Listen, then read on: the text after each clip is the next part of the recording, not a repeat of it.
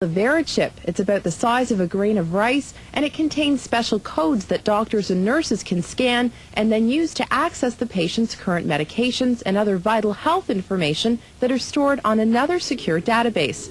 Each chip contains a unique 16-digit number that, when scanned, connects doctors to an internet database that retrieves medical records instantly. It was originally used for tracking lost pets, but the FDA-approved Verichip implants in humans.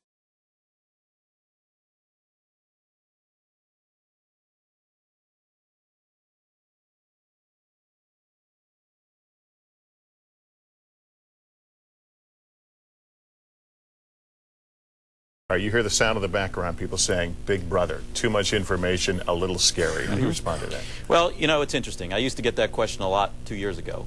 Today, we've gotten it a lot less. In fact, the Attorney General of Mexico and some of his staff have received this chip for security purposes. And when the acceptance rate of the product goes up significantly like it has, some of the privacy concerns go down. But to answer your question directly, Lester, what most people are concerned with is the invasiveness of this, that it goes in your body. And as we know with pacemakers and other medical devices, that when people accept it for its applications and for its ability is when it'll work its way into society. It won't be tomorrow, it won't be next week, but 2, 3, 5 years from now, slowly but surely it'll work its way into the mainstream.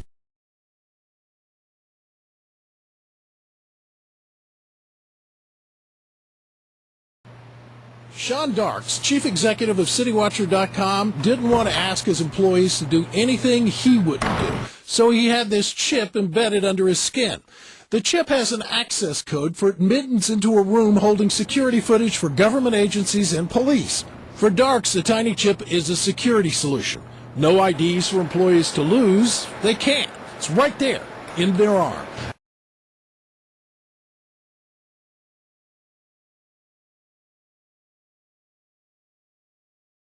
There are serious legal issues that are raised by this particular technology. Privacy advocates say they're concerned these chips could monitor or track people, medical records could be abused, and a person couldn't remove the chip if they wanted to. The Electronic Privacy Information Center's Mark Rottenberg is concerned that there currently are no rules that regulate or limit how this chip can be used. To suggest that somehow this is not personal information is simply misleading. It is very personal information. And less secure. The chips themselves don't contain any personal information, but they do contain a key to information. Unencrypted information that Jonathan Westhughes, a software developer in Canada, says he found relatively easy to copy, meaning he could become Sean Darks in the eyes of a machine if he wanted to. Well, they talked about, for example, electrical hazards. This thing is by no means inert. The way it works is it actually picks up and amplifies ambient electromagnetic energy from the reader devices. And if you have one of these things in your arm and you get within range of a powerful electromagnetic field, it can actually burn you.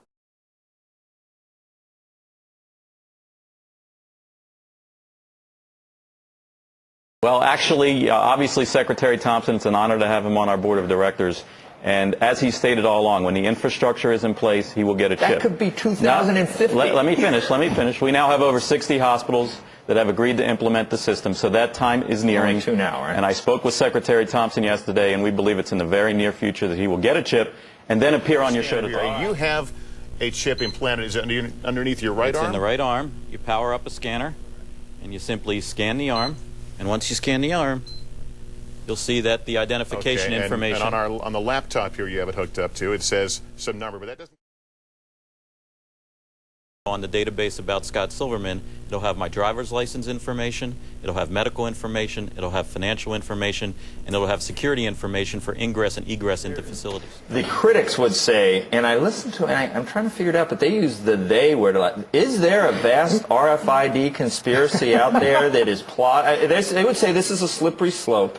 This is the first thing. This is where you lull us into a false sense of security. We all get these things. And then the next thing, you know, I don't know. It's making like Soylent Green. Like the Trilateral Commission, or the whole world gets taken over, like in Terminator 3 or something. Is anything? I mean, do we need to worry? There's no conspiracy, Joe. You sure? I'm sure. I'm looking at you. I saw your eyebrow. It twitches when you say that a little bit. And I'm looking back at you. Come off.